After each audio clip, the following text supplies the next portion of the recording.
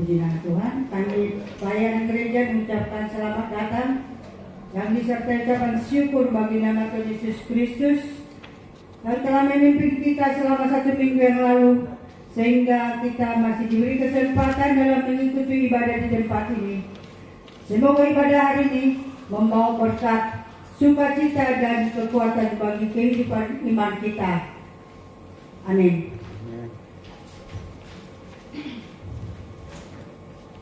Jemaat kami undang sabtu dusun sejenak.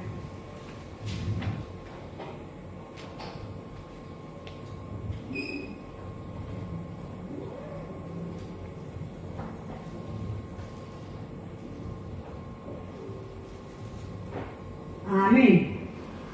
Mari kita sambut ibadah kita dari gedung jemaat.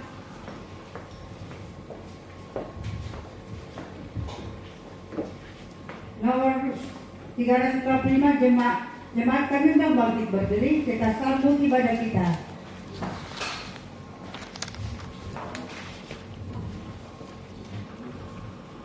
Gedung jemaat nomor 355, Yesus memanggil.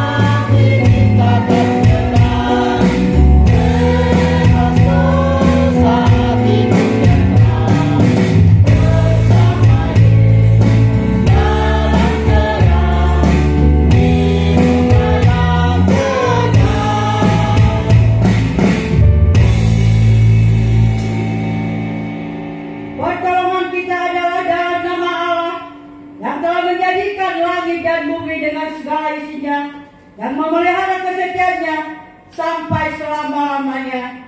Amin. Berbahagialah orang yang lapar dan haus akan kebenarannya, karena mereka akan dipuaskan. Berbahagialah orang yang suci hatinya, karena mereka akan melihat Allah. Haleluya.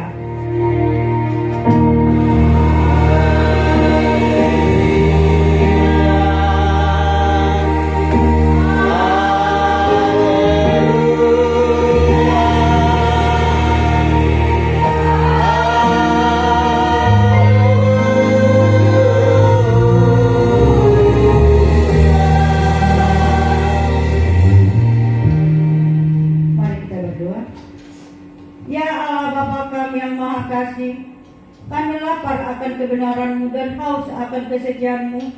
Kasihanilah kami, Berilah kepada kami hati yang teguh dan batin yang tulus ikhlas, supaya kami sujud datang kepadamu. Jangan tinggalkan kami, tetapi pelihara kami, dan tunjukkanlah wajahmu kepada kami dengan rohmu yang kudus itu, supaya kami dengan sukacita mengikuti kehendak peraturanmu di dalam anakmu Yesus Kristus, Guru dan Juru Selamat kami. Amin. Jemaat kembali dulu. Kita akan menyambut firman Tuhan. Kita akan puji Tuhan kita dalam nomor 2, ajarkan Tuhan.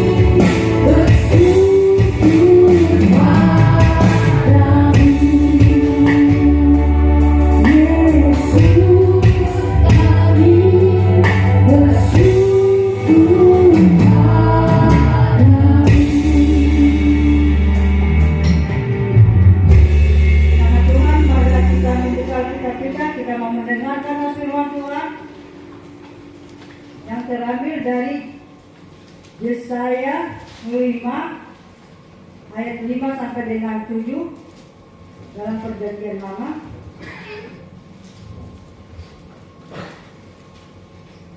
Yesaya 5 ayat 5 sampai dengan ayat yang ke-7. Kita membacanya secara bergantian. Dalam Perjanjian Lama, Yesaya 5 sampai dengan 7. Kita akan mulai. Maka sekarang aku mau memberitahukan kepadamu apa yang hendak kulakukan kepada kebun anggurku itu. Aku akan menebang pagar durinya, sehingga kebun itu dimakan habis, dan melanda temboknya, sehingga kebun itu diinjak-injak. Silakan naik kenang. Aku akan membuatnya tumbuh di masa-masa, tidak ada lagi dan tidak ada sehingga tumbuh berkembang dan tumbuh. Aku akan memerintahkan lawan supaya jangan dilupakan yang jaga di atas. Sebab kebun anggur Tuhan semesta alam, dialah kaum Israel dan orang Yehuda, dialah tanaman kegemarannya, dinantinya keadilan, tetapi hanya ada kezaliman, dinantinya kebenaran, tetapi hanya ada keonaran. Demikianlah firman Tuhan. Berbahagialah orang yang mendengarkan dan merenungkan firman Allah, serta melakukannya dan melaksanakan di dalam kehidupannya hari lepas hari. Amin. Kita akan demikian kita, yaitu yang Kidung Jemaat nomor 39, Jemaat Kandungan berdiri. Kita akan menyambut doa pengakuan dosa. Kidung Jemaat nomor 39.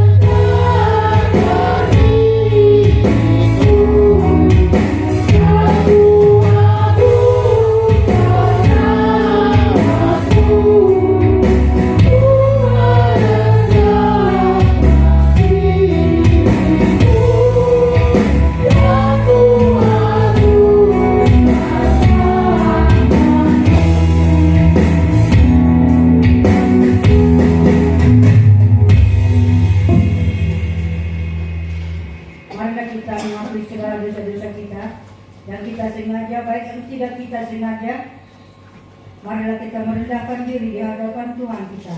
Kita berdoa. Allah Bapa kami yang Maha Kuasa, demi kasih-Mu Engkau menyuruh Yesus, anak yang tunggal, datang kepada kami. untuk mengajar dan memimpin kami. Datang kepadamu di dalam darahnya yang dicurahkan di atas kayu salib, untuk sudi memperdamaikan kami denganmu. Dan dalam kebangkitannya di antara orang mati, Engkau sudah mengurapi dan menegakkan bagi kami seorang iman besar, yang akan mempertemukan kami kembali denganmu dengan kehendakmu sendiri. Puji dan hormat kami panjatkan kepadamu di tempat yang maha tinggi, karena hanya oleh kehendakmu sendirilah kami sanggup berdiri di hadapan takhtamu dan datang dalam rumahmu yang kudus ini.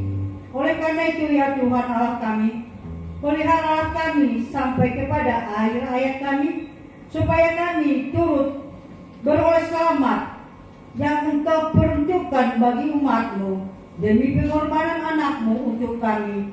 Amin. Kita sanggup janji Tuhan tentang pengampunan dosa. Kita nyanyi, kita bernyanyi yang keempat, Tuhan yang terbesar. Yang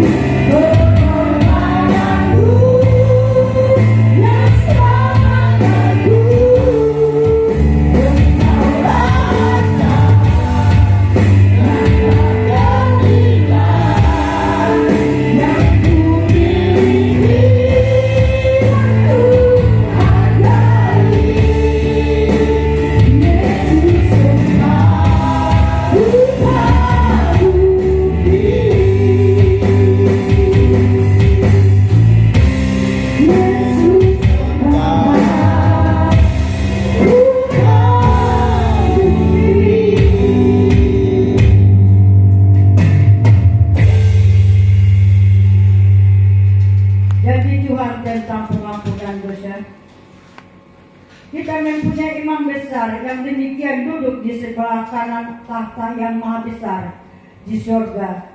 Karena itu ia sanggup juga menyelamatkan dan yang sempurna semua orang oleh dia datang kepada Allah, sebab ia hidup senantiasa untuk menjadi pengantara bagi kita semuanya. Segala kemuliaan bagi Allah di tempat yang maha tinggi. Amin. Jemaat kembali duduk. Kita angkat puji-pujian kita dari Kidung Jemaat nomor 293, Puji Yesus.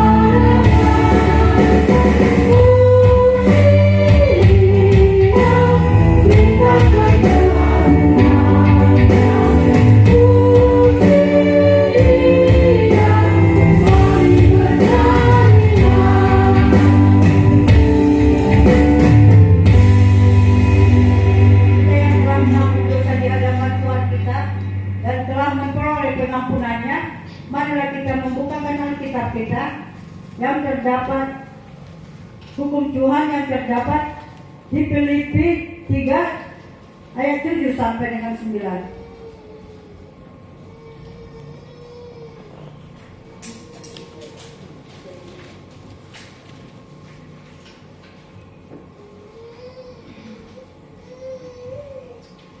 Hukum Tuhan sebagai petunjuk hidup baru bagi kita. Kita akan membaca Filipi 3 ayat 7 sampai dengan ayat ke-9. Kita membacanya bersama-sama. Dalam perjanjian baru, Filipi 3 ayat 7 sampai dengan 9, kita mulai. Tetapi apa yang dahulu merupakan keuntungan bagiku, sekarang kuanggap rugi karena Kristus. Malahan segala sesuatu kuanggap rugi karena pengenalan akan Kristus Yesus Tuhanku, lebih mulia daripada semuanya. Oleh karena dialah aku telah melepaskan semuanya itu dan menganggapnya sampah, supaya aku memperoleh Kristus dan berdalamnya dia bukan dengan kebenaranku sendiri, karena mentaati hukum Taurat, melainkan dengan kebenaran karena kepercayaan kepada Kristus, yaitu kebenaran Allah anugerahkan berdasarkan kepercayaannya. Demikianlah firman Tuhan. marilah kita memohon kepada Tuhan kita, memohon kekuatan. Ya Allah Bapa kami, berilah kekuatan bagi kami untuk melaksanakan firman-Mu. Amin. Kami mengundang KOR gabungan.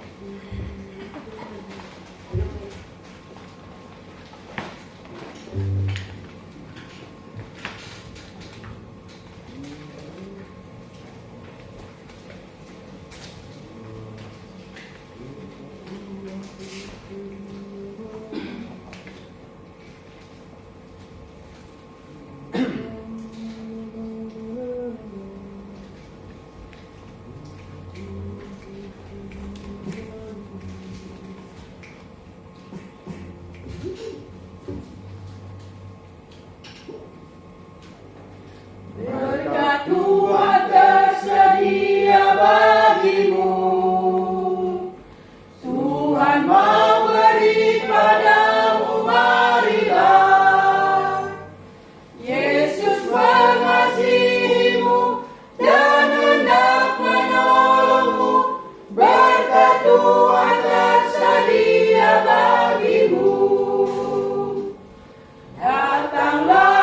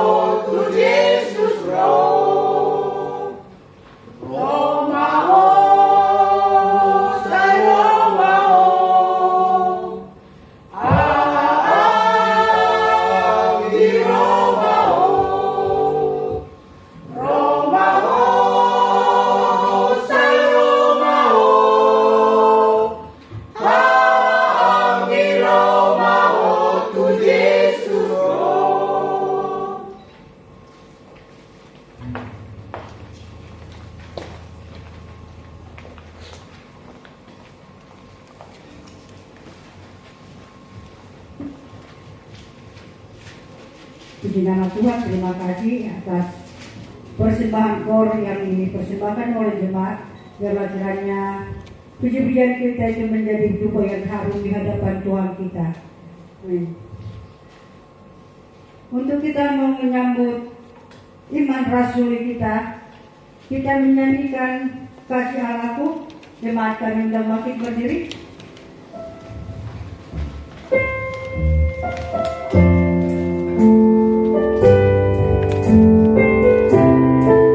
Kasih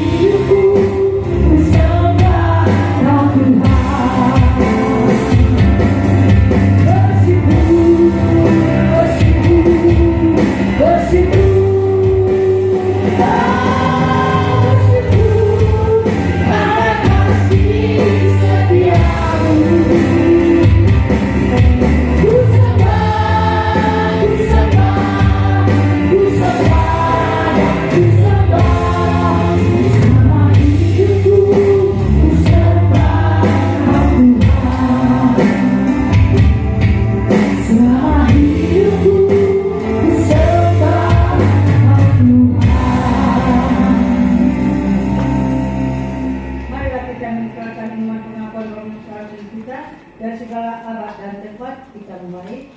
Aku percaya kepada Allah, Bapa yang Maha Kuasa, Ahli langit dan bumi, dan kepada Yesus Kristus, anaknya yang tunggal Tuhan kita, yang dikandung daripada Roh Kudus, lahir dari anak darah Maria, yang menderita sengsara di bawah pemerintahan Pontius Pilatus, disalibkan, mati dan dikuburkan, turun ke dalam kerajaan maut, pada hari yang ketiga bangkit pula dari antara orang mati, naik ke surga, duduk di sebelah kanan Allah, Bapa yang Maha Kuasa, dan dari sana Ia akan datang untuk menghidupkan orang mati.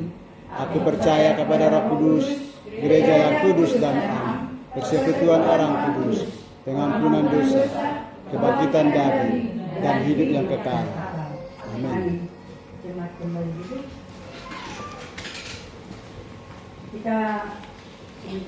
Kita mau mendengarkan warta kita.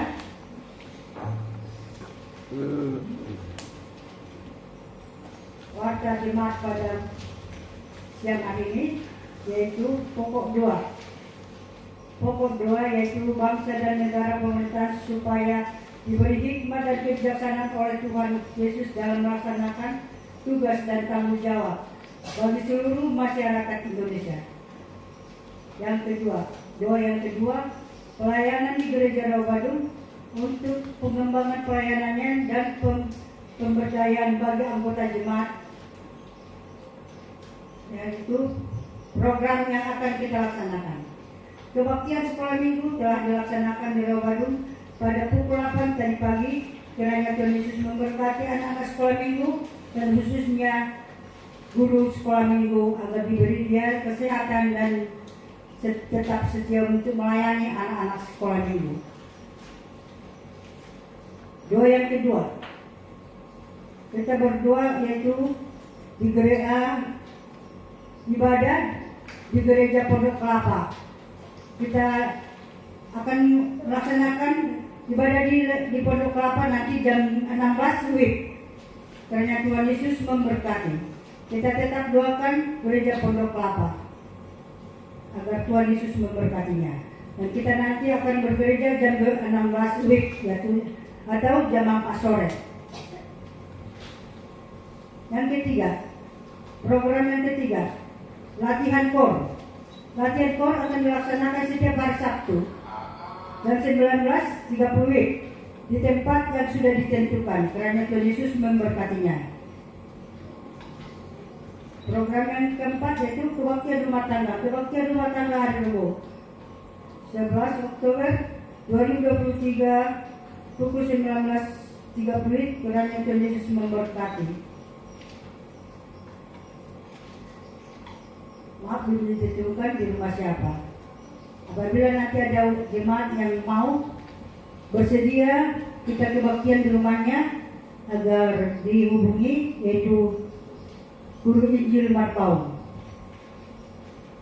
Demikianlah program yang kami sampaikan.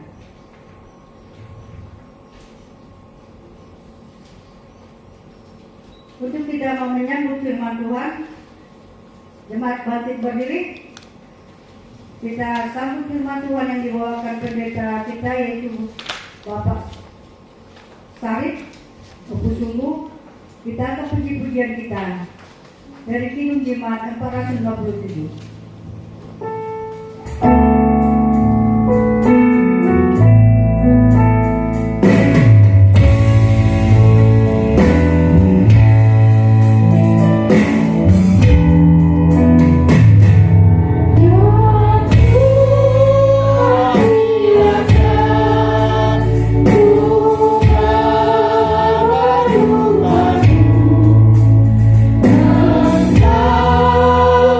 Yang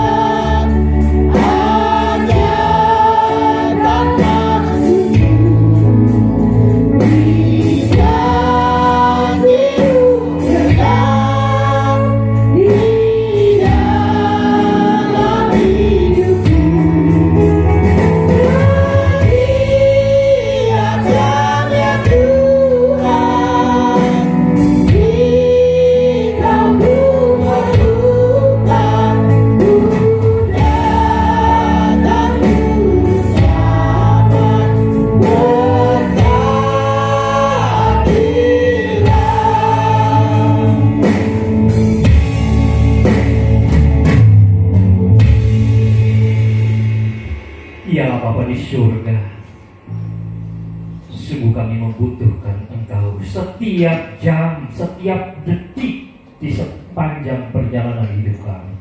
Karena Engkaulah ya Bapa yang senantiasa memberikan kami kekuatan, yang senantiasa memberkati kami, sehingga kami ada sebagaimana kami saat sekarang ini. Bapa, kami mengucap syukur untuk segala berkat dan penyertaan-Mu bagi kami. Bapa, kami rindu mendengarkan firman-Mu. Bersabdalah Engkau ya Bapa. Biarlah firman-Mu menjadi kekuatan dan pedoman bagi kami untuk kami menjalani perjalanan hidup ini sampai kelak kami bertemu dengan Engkau. Ya Bapa di surga, Engkau yang senantiasa memberkati jemaat di sini. Terima kasih Bapa. Kami berdoa dan mengucap syukur dalam nama anakmu Yesus Kristus, Tuhan dan Juru Selamat kami. Amin. Shalom. Shalom. Selamat hari Minggu untuk kita semua. Selamat hari Minggu. Firman Tuhan untuk kita pada minggu hari ini tertulis di dalam Kejadian 39 ayat 1 sampai 5. Kita akan membacanya secara bergantian. Kejadian 39 ayat 1 sampai 5 di bawah judul Yusuf di rumah Potifar.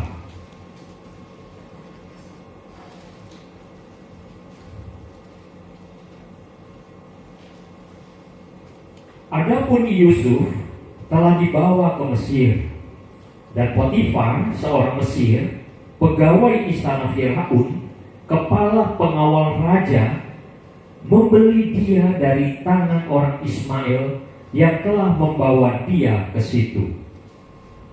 Tapi Tuhan menyertai Yusuf sehingga ia menjadi seorang yang selalu berhasil dalam pekerjaannya.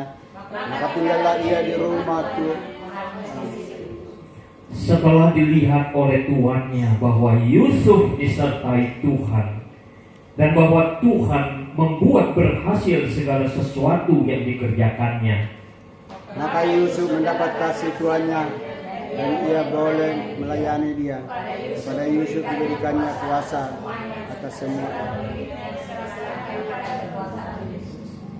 sejak ia memberikan kuasa dalam rumahnya dan atas segala miliknya kepada Yusuf, Tuhan memberkati rumah orang Mesir itu karena Yusuf, sehingga berkat Tuhan ada atas segala miliknya, baik yang di rumah maupun yang di ladang. Amin. Demikian firman Tuhan. Berbahagia kita yang senantiasa hidup dalam terang kasih firman Tuhan. Bapak Ibu saudara-saudari yang Tuhan berkati, kalau kita cermati keadaan sekarang ini, di tengah hiruk pikuk situasi masa kampanye atau sosialisasi, ternyata ada begitu banyak orang-orang yang merasa kesepian, orang-orang yang merasa sendiri, putus asa. Banyak dari mereka yang akhirnya mengambil jalan pintas, bunuh diri. Bahkan di dalam ketidakberdayaan, banyak juga yang akhirnya mengambil jalan kekerasan, melakukan kejahatan, melakukan penipuan, karena mereka tidak tahu lagi apa yang harus mereka perbuat untuk mempertahankan hidup. Dan lebih ironis dan sangat menyedihkan, baru-baru ini kita mendapat kabar bagaimana seorang ibu muda single parent yang dibunuh oleh pacarnya. Usianya masih 29 tahun, anaknya sudah 12 tahun. Sudah lama ditinggalkannya anaknya di kampung. Nah, begitu kembali ke kampung, tinggal jasadnya. Bapak Ibu, banyak orang yang tidak menyangka mengapa sampai tega pacarnya menyiksa, menganiaya. mati. Saya sempat dilindas katanya tangannya, kepalanya dipukul dia dengan botol, tak berdaya. Nah, pacarnya masih sempat memvideo ya, merekam lalu menertawakan. Di mana hati orang yang demikian? Dalam beberapa minggu yang lalu saya sempat mengkhotbahkan bagaimana orang-orang yang berhati iblis, kalau sudah demikian tega menyiksa, itu sudah berhati iblis. Mengapa bisa? Karena memang orang-orang demikian sudah tak lagi mengenal bagaimana kasih Tuhan. Yang ada dia sudah masuk dalam perangkap iblis, diterkam. Firman Tuhan katakan, iblis itu seperti singa yang siap menerkam, mencari mangsa, mencari kita. Siapa yang bisa diterkamnya untuk mengikuti kehendak iblis? Terjadilah kejahatan seperti itu. Dan beberapa hari sebelumnya, seorang ibu tega membunuh anak kandungnya, membuangnya ke sungai. Dan banyak lagi kejahatan-kejahatan lain. Nah, kalau kita lihat mengapa kejahatan ini semakin banyak, bahkan kita tidak menyangka kok sampai tega berbuat demikian. Karena memang sekarang ini orang sudah semakin jauh dengan Tuhan. Teknologi sekarang dengan aplikasi yang ada, kalau kita cermati, itu sesungguhnya mendorong kita menjauh dari Tuhan. Mulai dengan cara memisahkan kita, orang-orang terkasih di keluarga, bagaimana supaya kita menjauh ya. Ya, komunikasi cukup dengan WA, walaupun satu rumah begitu, ya cukup saja dengan WA, tidak lagi berkomunikasi, tidak lagi menyapa. Demikian juga dengan Tuhan, ya cukup saja menuliskan doa kepada seseorang, ya saya dukung dalam doa, dia tuliskan doanya, tetapi tidak berdoa, menjauhkan dia dengan hubungan dengan Tuhan. Lalu mencari kesenangan, sukacita dengan apa? Dengan dukungan like dari komentar teman-temannya di media sosial. Wah, udah merasa senang. Dia pamer, dia pergi ke sana pamer. Untuk apa? Untuk mendapatkan pujian dari teman-teman. Bukan lagi bagaimana dia melakukan kehendak Tuhan, lalu dia merasa sukacita karena Tuhan senang. Ketika kita melakukan kehendak Tuhan, maka disitulah ada sukacita kita, karena kita tahu Tuhan akan senang, bersukacita kita melakukan kehendak. Nah, hubungan kita dengan Tuhan inilah yang sudah semakin berkurang sekarang ini. Dan kita tahu Yusuf yang kita baca tadi perikopnya, kita bisa bayangkan Yusuf yang berharap abang-abangnya mengasihi dia, menjaga dia, justru abang-abangnya itu yang membuang dia, memasukkannya ke sumur kering, bahkan ada rencana untuk membunuh dia. Kok tega ya? Kita menjadi tidak heran lagi, karena sekarang ini sudah banyak kejadian. Bagaimana anak membunuh orang tua, membunuh saudaranya, orang tua membunuh anaknya. Kok tega ya? Bahkan nanti lebih mengerikan lagi. Kalau kita lihat peperangan, kita saksikan di internet, bagaimana perang Ukraina dan Rusia, itu mengerikan. Itu seperti games. Ada orang jelas dibunuh, ditembak, dibom. Kita bisa menyaksikannya secara live. Mengerikan ini. Di mana anak-anak Tuhan yang ada di berbagai negara, negara-negara kuat, mengapa membiarkan itu? malah memasuk senjatanya yang lebih canggih, menjadi uji coba. Apakah semua tidak ada rasa belas kasih? Saya menangis ketika menyaksikan, menonton peperangan Ukraina itu. Tidak tega.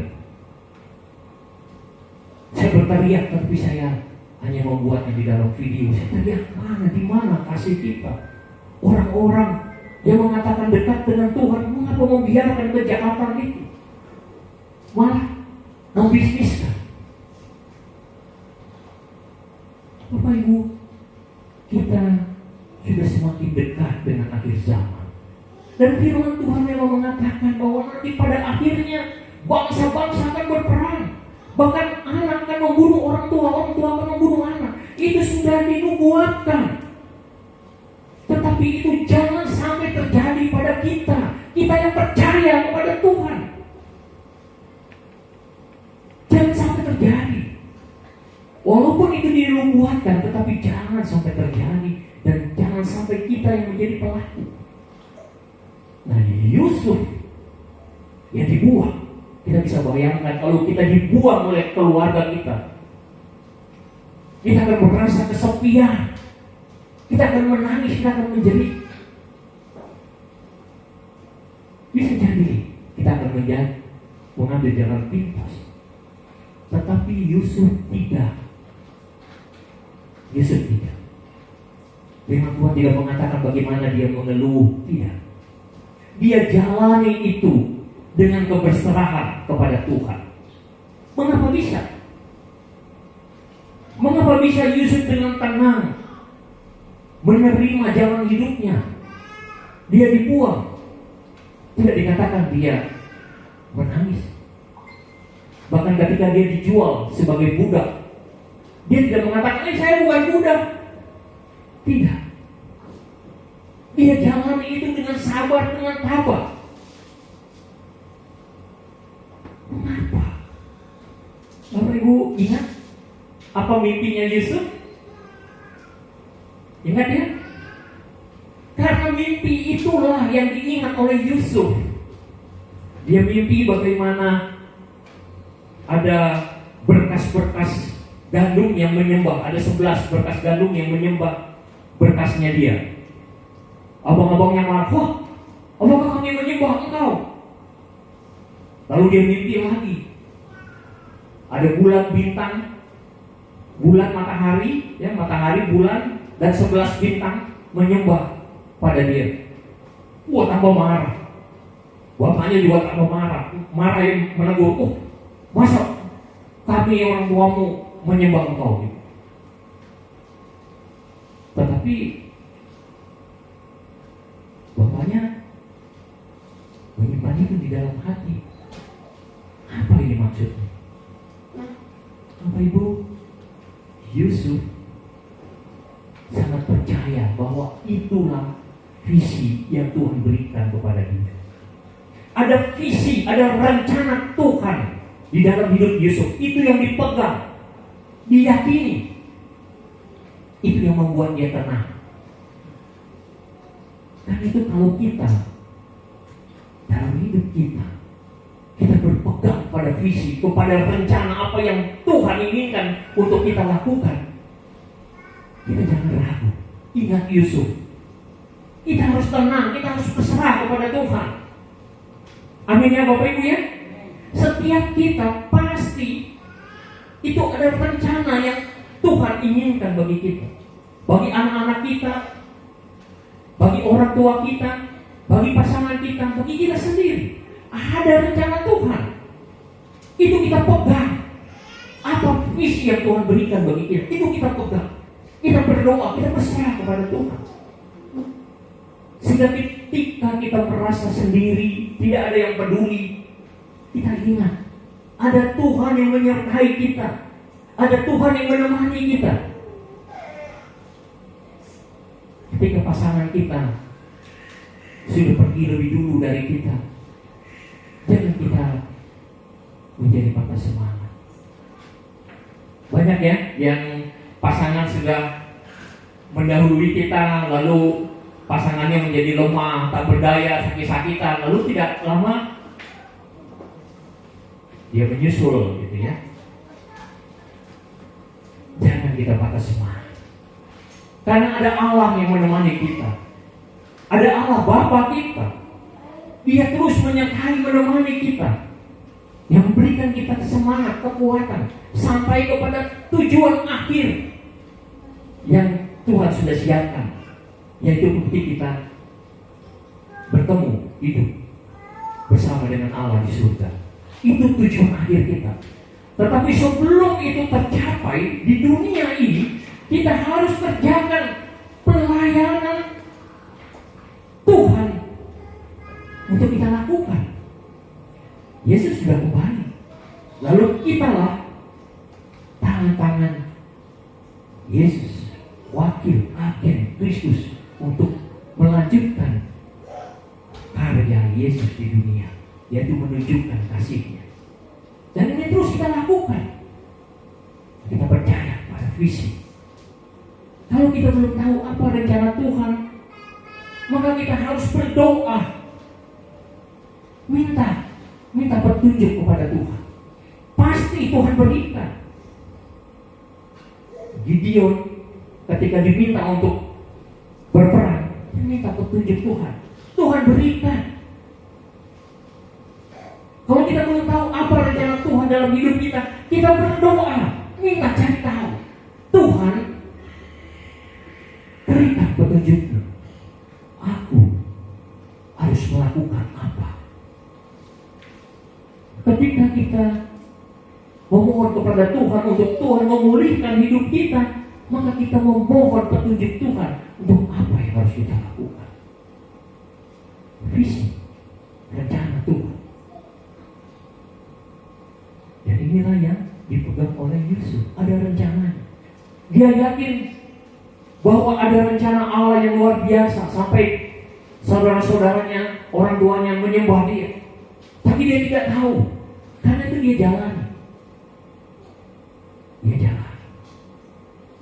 Dan demikian juga kita. Ketika Tuhan memberikan kita satu visi, ketika Tuhan membuka pikiran kita untuk rencana kita ke depan, jangan kita goyah. Jangan kita goyah. Kita harus kuat. Tadi sebelum ibadah saya bincang-bincang dengan Ibu Pendeta kita sekilas gitu ya, meminta saya nanti bagaimana untuk menuliskan sejarah gereja HKBP dan GPI Suara Gracia di Pondok Kelapa, bagaimana awalnya. Saya sungguh luar biasa merasakan ada mujizat Tuhan. Kenapa? Nah, di sini ada Amang Perdede, saya mendapat kisahnya bagaimana gereja itu ya sudah lama terbengkalai. Nah, ketika menyalakan lampu tidak ada menyala, tetapi yang menyala salib di gereja itu. Lalu Amang Perdede merasa ini pesan dari Tuhan, jangan ditutup, ini harus dibuka. Inilah visi, inilah rencana. Setiap kita Tuhan berikan visi, Tuhan berikan rencananya dengan cara yang berbeda.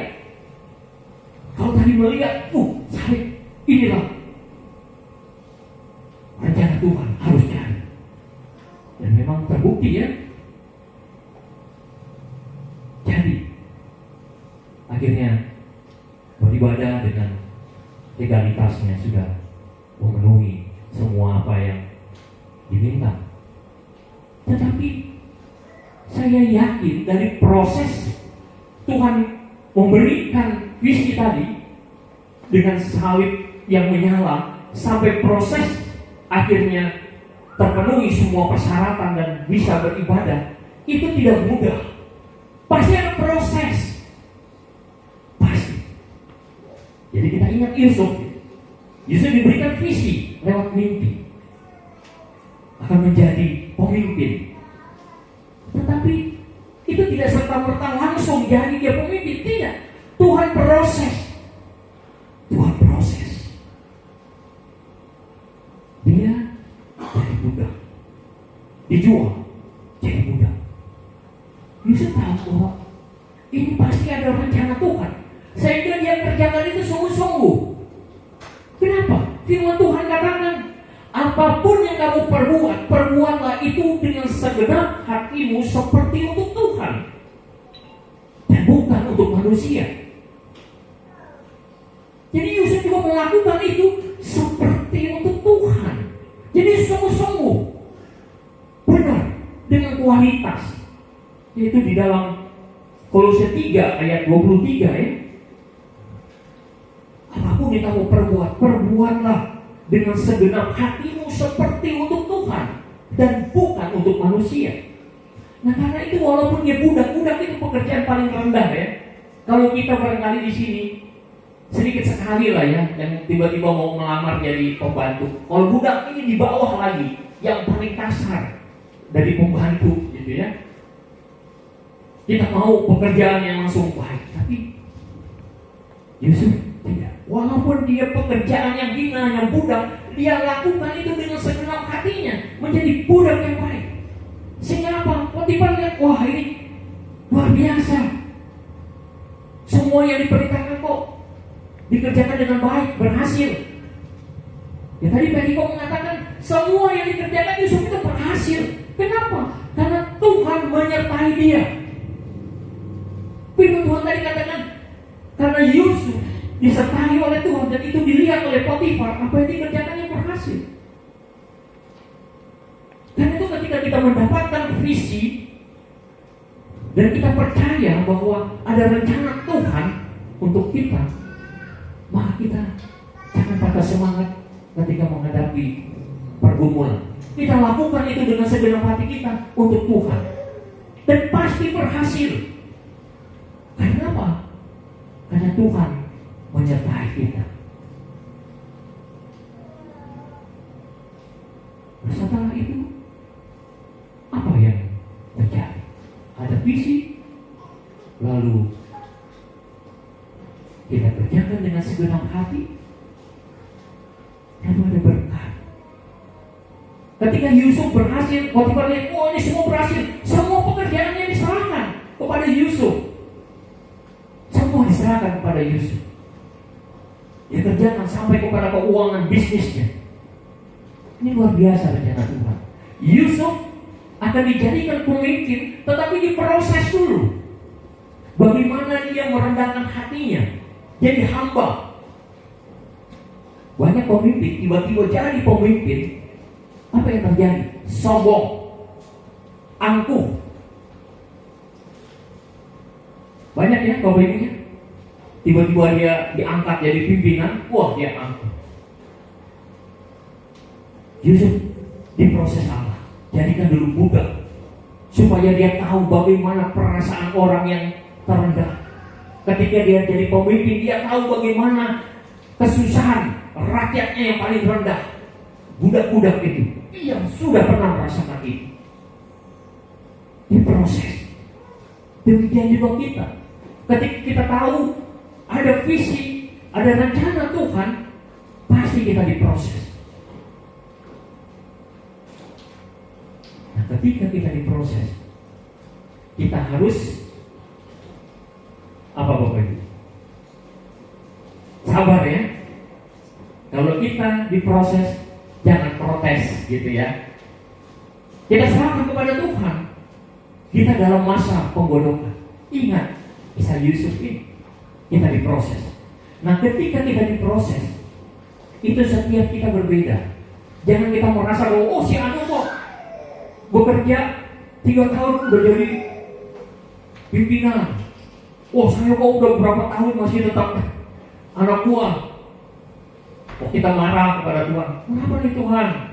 Jangan. Tiap kita diproses itu berbeda. Itu firman Tuhan. Kalau kita baca di Yesaya 28, itu jelas sekali. Setiap kita berbeda. Itu ada kebijaksanaan Tuhan dalam memproses kita. Bagaimana memproses orang yang berkarakter demikian, itu lain dengan orang yang mudah tersinggung, diproses berbeda sesuai dengan tujuan Allah.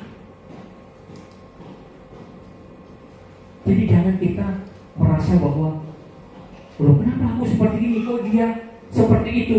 Loh, aku lebih hebat dari dia, kok dia yang lebih berhasil. Jangan. Setiap kita diciptakan, direncanakan Allah dengan tujuan yang berbeda. Kita seperti tanah liat di tukang periuk. Kita serahkan kepada Tuhan. Yang perlu kita ketahui, Tuhan berikan petunjuk kepadaku. Apa rencanamu dalam hidupku? Rencanamu bagi anak-anakku. Kita perlu tahu itu, cari tahu. Jangan kita langsung berkeluh kesah. Saya pernah cerita bagaimana lampu-lampu ini diciptakan. Ini oleh Thomas Alva Edison. Ada 1000-an lebih temuannya. Thomas Alva Edison itu dikeluarkan karena gurunya bilang ini bodoh, nggak usah sekolah. Tetapi mamanya, ibunya, dia berdoa kepada Tuhan. Tuhan, Engkau memberikan anak kepadaku. Aku percaya Engkau memberikannya dengan kemampuan yang luar biasa. Lalu mamanya inilah yang mendidik Thomas Alva Edison. Ketika Thomas Alva Edison menanyakan mamanya, kenapa saya nggak sekolah? Mamanya bilang, nah, guru-gurumu itu nggak sanggup mengajarkan kamu. Biarlah mama yang mengajar. Bapak Ibu, mamanya yakin bahwa Allah yang dia sembah, yang dia percaya, yang dia imani, pasti punya rencana luar biasa kepada anaknya. Dan dia dengan tekun mendidik anaknya. Nah, kalau kejadian yang sekarang, gurunya bilang, ini anakmu bodoh, gitu ya. Orang tua gampangnya, kau bodoh lah, udah lah, kau usah sekolah, udah kau ini aja, udah kau kasih pekerjaan langsung yang rendah, nggak mau lagi berjuang bagaimana untuk mendidik anaknya, gitu ya, karena mau gampangnya saja. Tetapi mamanya Thomas Alva Edison ini tidak. Dia yakin ada rencana Allah untuk anaknya. Dan mana mamanya tahu? Karena hubungan dia dengan Tuhan, dia dengar-dengaran, berdoa. Kita jangan pernah untuk tidak berdoa kepada Tuhan setiap saat. Nah, bagaimana kita bisa tahan dalam proses firman Tuhan katakan?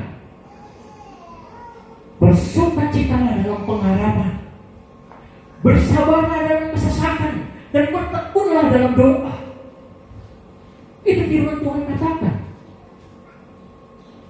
Jadi kita harus bersukacita dalam pengharapan. Pengharapan kepada Tuhan. Kita percaya Tuhan punya rencana yang indah bagi kita, bagi anak-anak kita. Dan kita harus bersukacita. Kenapa bersukacita? Dengan bersukacita kita ada semangat. Bagaimana kita bisa bersukacita? Kita harus bersyukur. Kalau kita tidak bisa bersyukur, kita tak akan ada sukacita. Bagaimana kita bisa bersyukur? Kita harus lihat apa rencana Tuhan dari setiap hal yang kita alami. Kita mengalami penderitaan, kita mengalami kerugian hari ini. Kita berdoa, apa rencana Tuhan? Kita berdoa bahwa Tuhan ada bersama dengan kita, sehingga kita terus bisa bersyukur. Kalau tidak, kita bisa ngedumel, marah-marah, akhirnya emosi, tidak bersukacita, tidak semangat. Kalau tidak semangat, tidak bersukacita, pikiran ini akan buntu. Padahal pikiran kita Tuhan berikan ini lebih canggih dari internet yang sekarang ini. Bisa beratus kali lipat. Luar biasanya yang Tuhan berikan pada kita. Kreativitas, pikiran, akal kita. Hanya kan kita tidak menggunakannya. Saya pernah mengilustrasikan bagaimana seekor elang ya, dia ada di anak-anak ayam. Telurnya ditetaskan oleh induk ayam. Anak-anak ayam saudaranya bilang, kau jangan bermimpi jadi elang. Kita itu gak bisa terbang, hanya pendek aja gitu ya. Padahal si burung elang ini seharusnya bisa seperti elang yang dibanggakan. Wah, luar biasa itu elang. Karena ayam yang mengatakan, enggak, kau ayam gak bisa terbang. Nah, tetapi kita yang percaya kepada Allah, Allah kita luar biasa. Amin ya Bapak Ibu ya. Halo, Allah kita luar biasa. Lalu kita anaknya.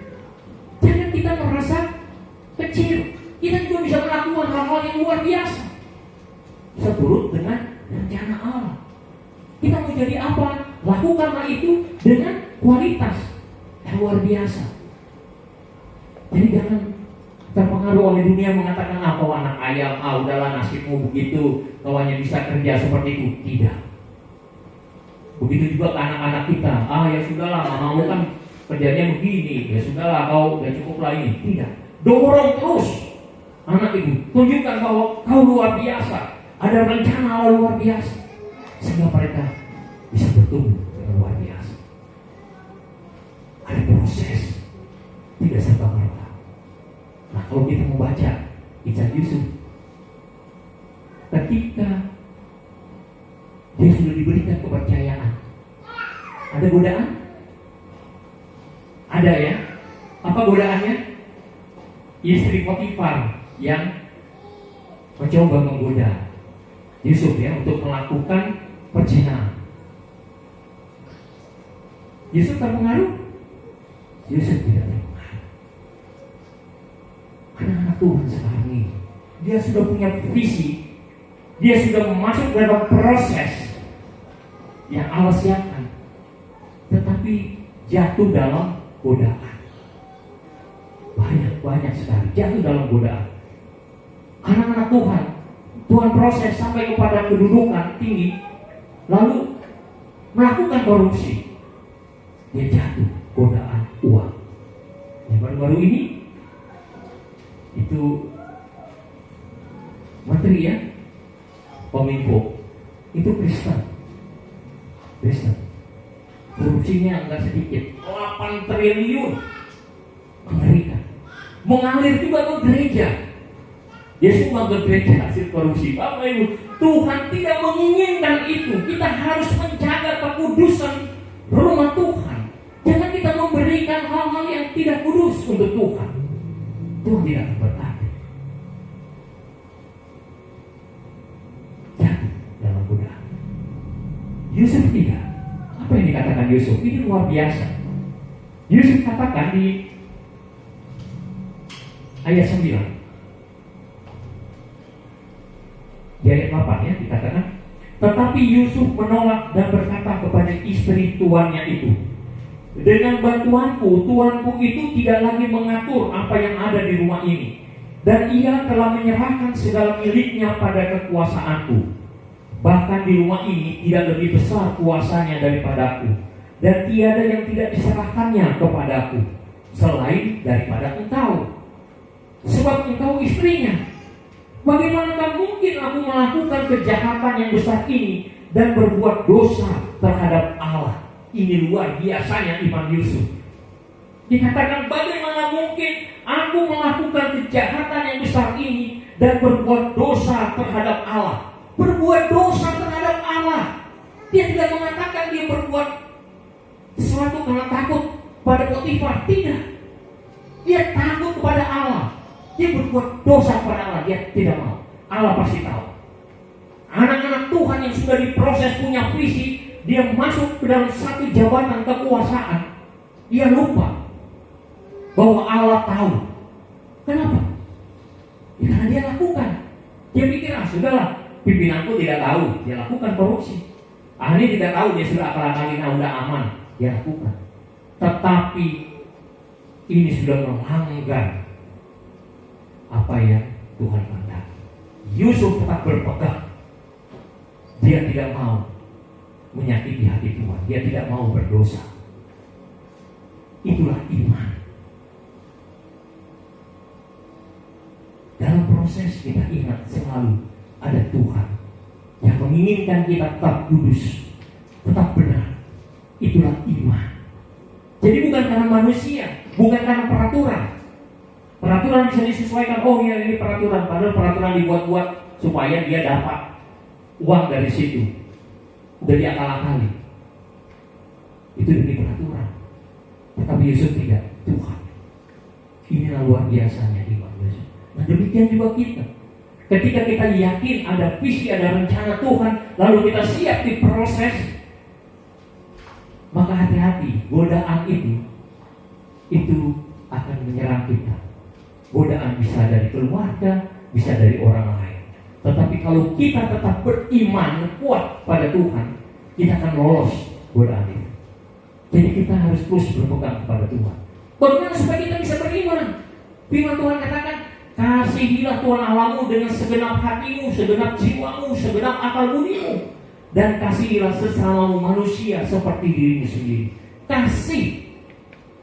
Jadi kalau kita mengasihi Tuhan, mengasihi Allah, maka kita jangan menyakiti hati Allah. Jangan kita menyimpang dari apa yang Allah kehendaki. Apa yang Allah percayakan kepada kita harus kita pegang kuat supaya Allah senang. Begitu juga pasangan kita. Kita tidak tahu pasangan kita ada di mana, melakukan apa, kita tidak tahu. Kita tidak bisa ada CCTV.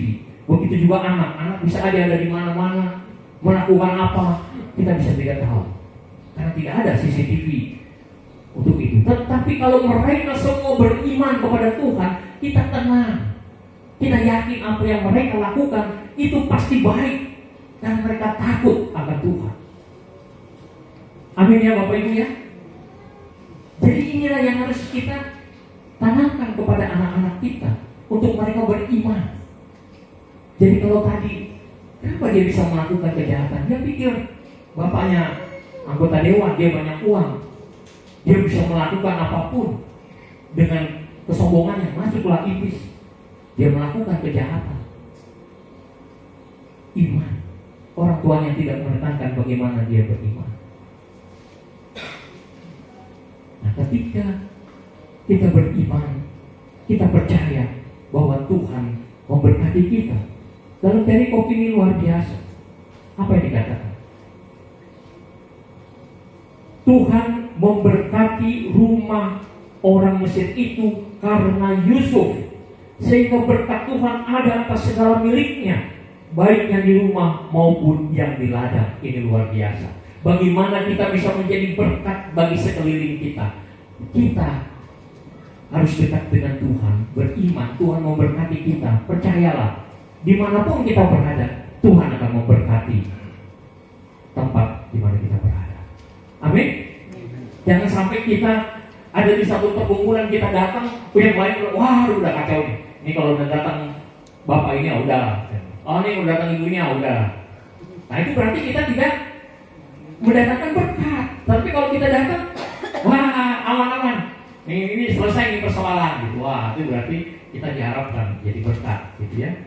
Wah kalau datang ini wah aman nih, panitia bisa makan nih gitu ya. Ada berkat. Berkat itu macam-macam ya, tetapi intinya adalah ketika kita datang, orang-orang yang di sekitar kita itu merasakan kasih kita. Itu pasti. Seperti Yusuf ini.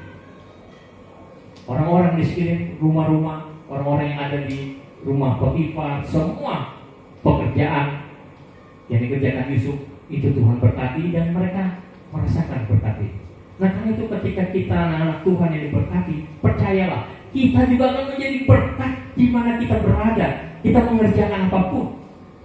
Ketika kita di kantor, di gereja, di sekolah, dimanapun, ketika kita yakin Tuhan memberkati kita, kita pun dirasakan akan membawa berkat bagi lingkungan kita, di sekitar kita. Kalau tidak, berarti ada yang salah hubungan kita dengan Tuhan. Kita cari tahu apa itu. Nah itu biasanya itu kekudusan hidup kita. Kita lihat. Firman Tuhan katakan, sesungguhnya tangan Tuhan tidak kurang panjang untuk menyelamatkan, dan pendengarannya tidak kurang tajam untuk mendengar. Tetapi yang menjadi pemisah antara kamu dan Allahmu adalah segala kejahatanmu, dan yang membuat ia tidak mendengar ialah segala dosamu. Karena itu kita harus cari tahu. Ketika kita merasa bersalah, melakukan dosa, kita jangan tunda-tunda untuk berdoa. Dan jangan lakukan lagi. Tuhan katakan, aku mengampunimu, dan jangan lakukan lagi. Itulah bertobat. Tetapi ketika kita terjatuh, kita datang lagi, kita berdoa, Allah akan memulihkan hidup kita. Amin. Tuhan akan memulihkan hidup kita. Siapa yang hidupnya ingin dipulihkan Tuhan? Angkat tangan. Kita katakan, Tuhan pulihkan hidup kami. Tuhan pulihkan hidup kami. Tuhan pulihkan aku. Tuhan pulihkan aku. Tuhan pulihkan keluargaku. Tuhan pulihkan keluarga. Amin. Itu kita yakini, kita berdoa. Dan firman Tuhan katakan, ketika kita memohon pemulihan, apa yang pertama Tuhan harapkan dari kita? Itu ibadah. Bapak Ibu, ibadah. Kita tahu ketika Nuh diminta keluar dari bahtera setelah bumi ini dimusnahkan oleh air bah, itu Nuh keluar. Setelah hewan-hewan keluar, Nuh keluar. Lalu apa yang dilakukan oleh Nuh? Nuh membuat mesbah. Dia ambil hewan-hewan yang tidak haram, dia persembahkan kepada Tuhan. Oh, ini awal pemulihan dunia kembali. Lalu firman Tuhan katakan, kalau kita membacanya, ini luar biasa. Nah, inilah yang perlu kita ingat. Kalau kita katakan tadi, Tuhan pulihkan hidupku, pulihkan keluargaku, maka saat ini pulang gereja ini nanti malam mulailah kita beribadah, keluarga sama-sama berdoa, persembahkan kepada Tuhan. Di dalam Kejadian 4,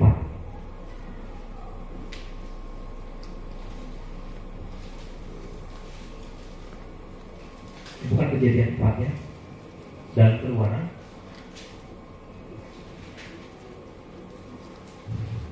Kejadian, bentar, Kejadian.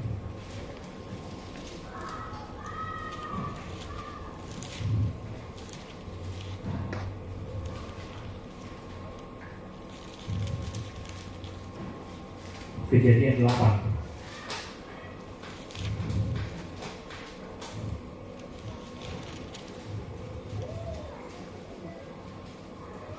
Kejadian 8 ayat 20 sampai 21. Saya akan membacakannya untuk kita. Lalu ini setelah Nuh turun dari bahtera. Lalu Nuh mendirikan mesbah bagi Tuhan dari segala binatang yang tidak haram dan dari segala burung yang tidak haram. Diambilnyalah beberapa ekor. Lalu ia mempersembahkan korban bakaran di atas mesbah itu.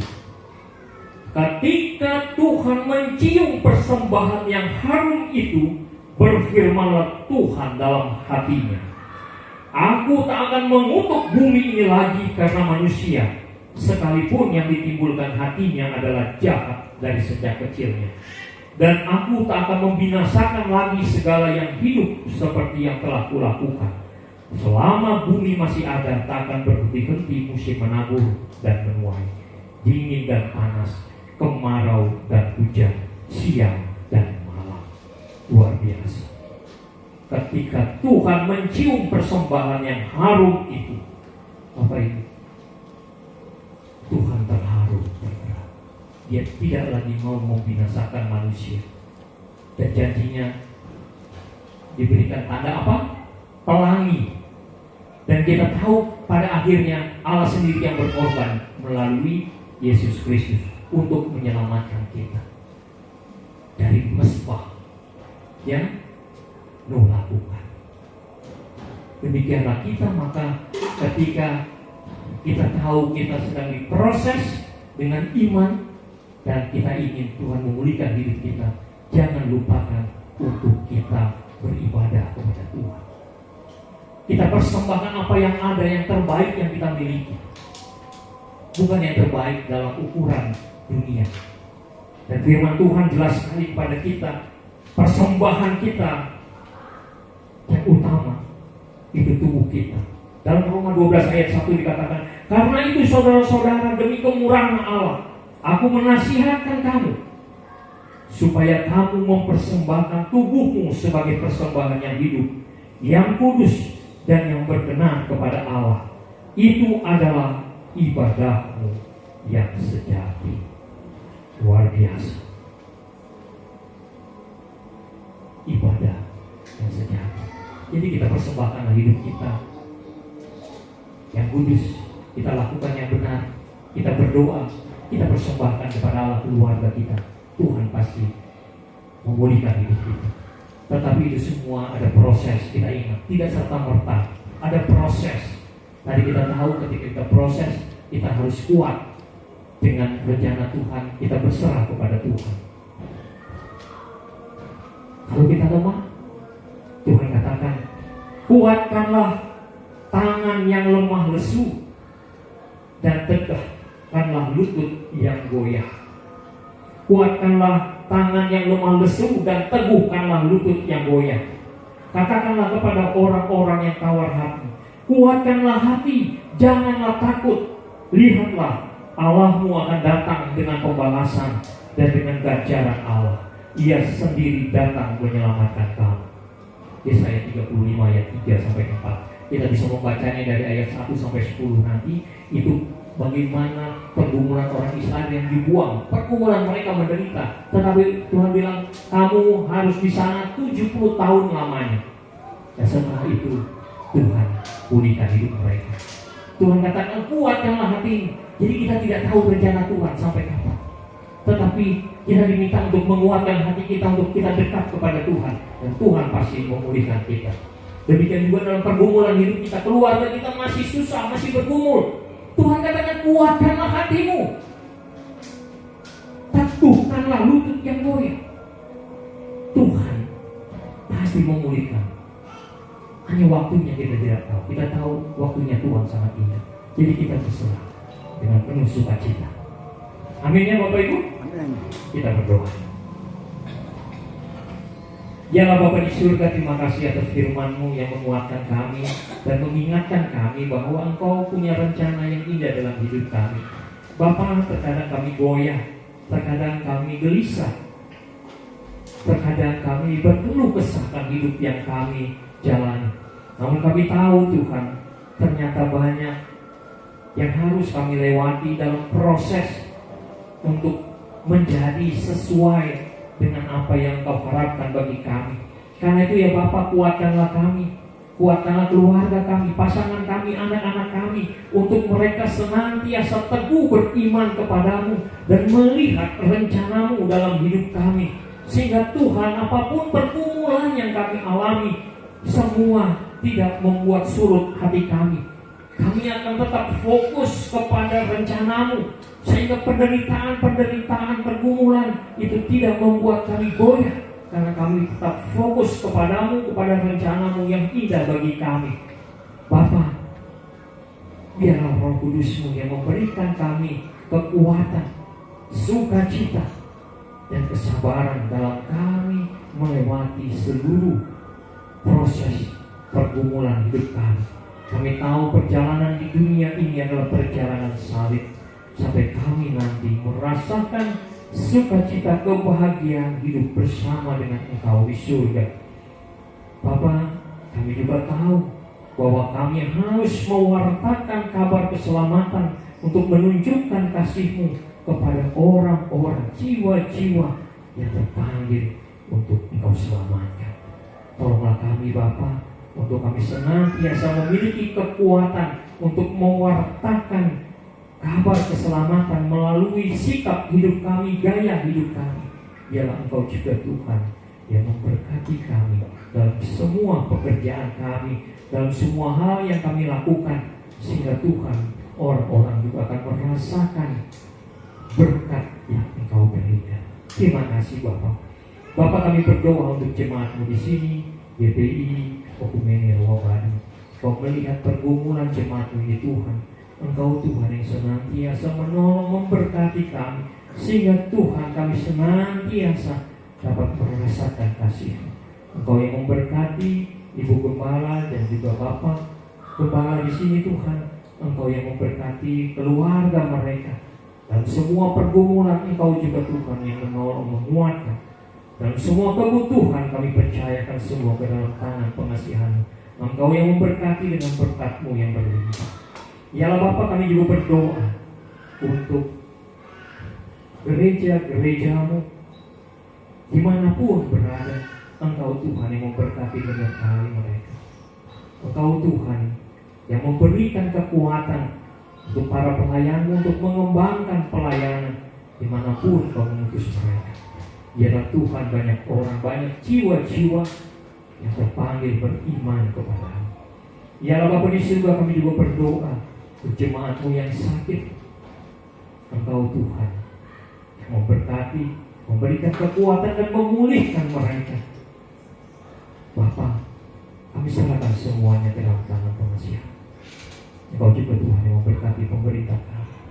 Biarlah Tuhan oleh hikmat dan kebijaksanaan pemerintah kami dapat memimpin bangsa Indonesia ini menuju masyarakat yang beriman kepada masyarakat yang sejahtera. Bapa, kami serahkan semuanya ke dalam tangan pengasihan. Ampuni segala dosa dan salah kami. Kami berdoa dan mengucap syukur dalam nama anak-Mu Yesus Kristus, Tuhan dan Juru Selamat kami. Amin.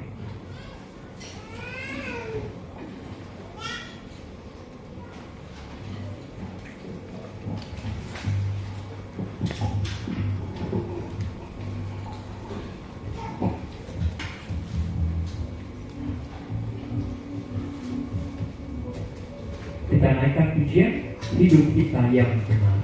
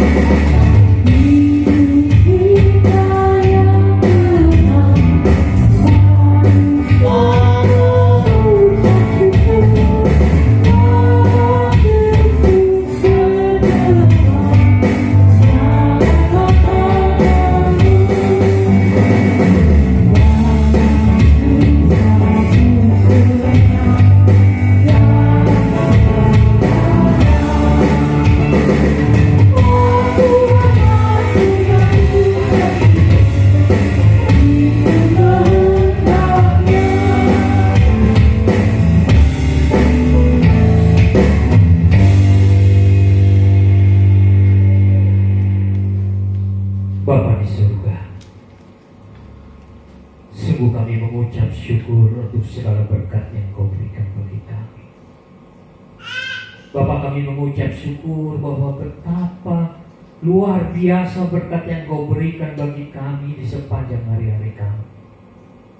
Bapa, di sini kami mempersembahkan sebagian kecil dari berkat yang Kau berikan bagi kami. siapakah kami ya Bapa, sehingga mampu memberikan kepada-Mu. Semua ini Tuhan, kami dapat dari Engkau. Karena itu ya Bapa, berkatilah persembahan kami ini. Biarlah persembahan ini dapat kami gunakan untuk melakukan tugas pelayanan kami, untuk pengembangan gereja ya Bapa. Ya Allah Bapa di surga, Engkau berkati tangan-tangan yang memberi. Engkau berkati keluarga-keluarga yang masih berjuang untuk memenuhi segala kebutuhan kehidupan keseharian mereka. Bapa, biarlah kiranya Engkau yang senantiasa memberikan berkat-Mu berlimpah bagi kami. Terima kasih Bapa. Terima kasih Yesus. Bapa, kami juga mempersembahkan tubuh kami. Biarlah Tuhan, Kau kuduskan kami. Biarlah lewat perilaku kehidupan kami, nama-Mu dimuliakan. Terima kasih Bapa. Bapa, kami berdoa untuk anak-anak kami dimanapun mereka berada. Engkau Tuhan yang menjaga melindungi mereka. Engkau yang memberkati pekerjaan mereka. Biarlah Tuhan, lewat pekerjaan mereka orang-orang dapat merasakan berkat-Mu. Demikian juga kami berdoa untuk pasangan hidup kami. Engkau Tuhan yang memberkati, Engkau Tuhan yang menyertai. Apapun yang dikerjakan, biarlah semuanya menghasilkan berkat bagi kemuliaan nama. Bapa, Engkau yang melihat kami semua dengan pergumulan kami. Kami persembahkan semuanya di dalam nama Yesus Kristus, Tuhan dan Juru Selamat kami. Amin. Kita naikkan pujian, Aku milik-Mu, Yesus Tuhanku.